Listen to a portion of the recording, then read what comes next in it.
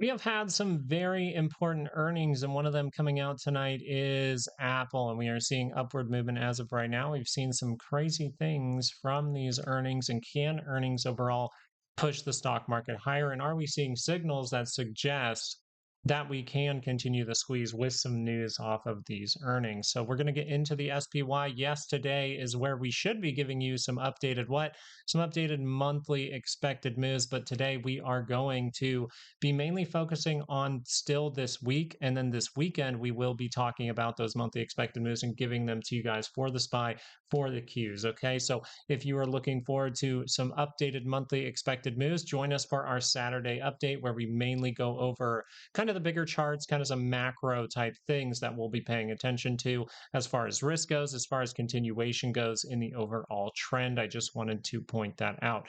Now, for today, we have to update these levels for you to give you those daily expected moves. Patreon members, make sure to check over on Patreon if you're trading any of the stocks you see on the right side of your screen over here. Well, all of these stocks we do give the Friday daily expected moves for every single week. So Patreon members, be looking out for that.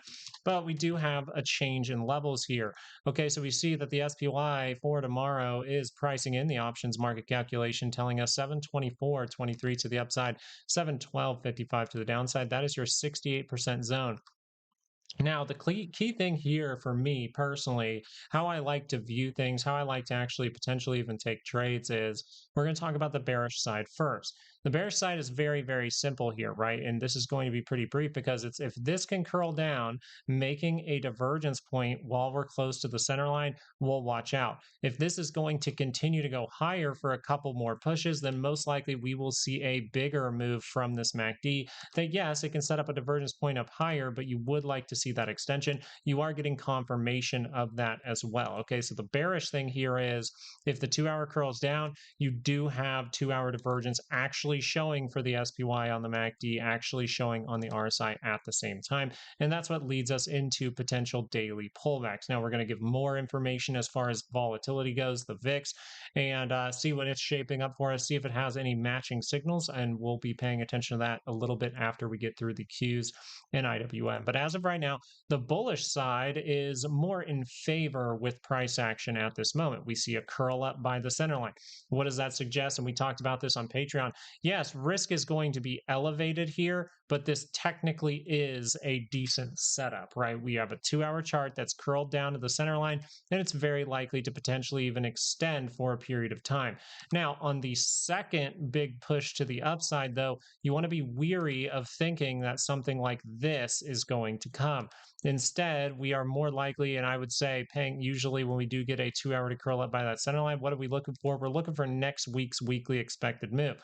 That is a possibility. And if bulls want to continue without getting some sort of daily retracement, well, and continue this party for a little bit longer, well, then that's what we'd be looking for. We would be looking for that big 2 hour move to the weekly expected move. But I'm just suggesting, and I suggested to Patreon members to always watch if that 2 hour starts to fail. If I see a little 30-minute divergence up in here that suggests it's going to fail, reacting to reacting meaning like to your plan if things go wrong, reacting in case you're not able to get to that take profit and you see things going wrong, I think is very important. And risk management, because this is very risky. And we talked about this at the beginning of the month, or I'm sorry, not the beginning of the month, but the beginning of this week, suggesting, hey, yeah, we can utilize earnings, we can utilize the FOMC for some kind of move. But what if that move ends up failing? What if that move is going to push higher and things like that? So really, we need to watch this market for a couple of days to see if it wants to extend high enough or if this is some kind of trap still. We do still have forms of trap behavior. We're going to go over that in this video. The Qs, let's go over that as well. Now, the Qs were more so the one that is kind of saying, hey, I'm pretty tapped out. They actually show the weakness in momentum on the MACD and the RSI, and we got those things to confirm, but we failed to break down. You did have a failure of those signals, one with the risk management that I like to do, actually actively managing your trade. And two, you're starting to see this RSI creep up on that 2 hour when the MACD is really close to the center line. So extension here can keep this market going to the upside, which is kind of crazy to think about, right? It's kind of crazy to think that this massive move that we have seen is not really thinking about digesting, right? Even with those signals from the dollar, which is still flashing, even with the signals from multiple other places like US oil, we have not seen a sell off because of that. So, very interesting. What you want to watch here is maybe a quick move to the upside and then see if that is able to fail, right? We want to see if we set up a triple divergence point. That means paying attention to your RSI for the Qs is going to be a good idea. You really, I would say you don't want either of these points violated, but I'll go with this point right here. So if you see that we climb to the upside, I would like to reject before both of them, but this is the one that I'm really hanging my hat on. I would like to see rejection before we get to there. That would be a form of divergence, and that would be a sign of weakness and momentum. So I still believe that this is a setup potentially to the upside. I'm more so set for IWM or the SPY, but the Qs as well technically can be a setup here for some kind of squeeze. But if that stops short at any point and you see a divergence pop up, you just have to be aware of that and know that, hey, the weakness and momentum is showing at this point. IWM, this is why I suggested I think IWM is the actual opportunity here. IWM not showing a 2-hour lower high, not showing a 2-hour divergence, not showing rejection divergence, just overall showing consolidation in some way, fake out to the downside. Now we curl to the upside while the MACD is by that center line. So we do, with this amount of consolidation, have the availability, I would say, for IWM to reach next week's weekly expected move. So what are the daily expected moves? Where would failure take place if that's going to happen tomorrow? 281.35 is going to be the level to watch. The other level that I'd be paying attention to the downside is 274.49. Those are both the daily expected moves. That's your 68% zone for tomorrow. Once again, if you want the other levels for all these stocks on the right side, I know a lot of people, Apple earnings and things like that, we do give you the daily expected move for Apple. And actually, just for fun, real quick, let's see if it's playing with that daily expected move. Let's see if it's getting there. Yeah, it's getting there. It's almost there. You have more room than that to the upside for your daily expected move. For IWM, though, I suggested this one looks the cleanest. This one consolidated the best, in my opinion. It came down, tried to take care of a gap, kind of just went into those good buyers. Hey, okay, go make a new high now, right? Go to the upside. And then the bearish thing would be, hey, yeah, we go make that new high, but then we fail. And then you would like to see a sell-off that takes out this level for IWM to really say, like, okay, yeah, we have the opportunity now for a daily retracement, a daily pullback. So as far as risk goes, these all look like good confirmations. I'm not here to, fear monger you or anything like that. I'm here to tell you these look like the 2-hour charts trying to extend. It looks like we're trying to get some sort of continuation, some sort of extension here, but I still believe paying attention if that extension fails with reversal signals, aka weakness and momentum, then that would be a good idea. So at this moment, I want to go over the volatility completely breaking down on our good old 2-hour chart that told us when volatility was going to pop up for a moment. I believe that was right around the options expiration. So I suggested still, and I still believe this, the 4-hour chart's going to be your friend here.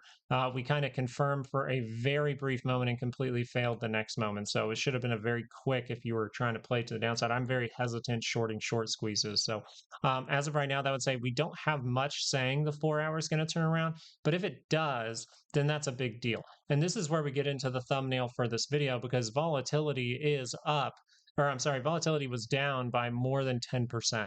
So that actually tells us for the next 2 trading sessions, we have an 85% chance, 85% probability to see a down day in the next 2 trading sessions. Is the VIX going to get it right? It's gotten it right. Well, weirdly enough, if you go back and look, it's gotten it right in 2026 about 85% of the time. It's almost spot on.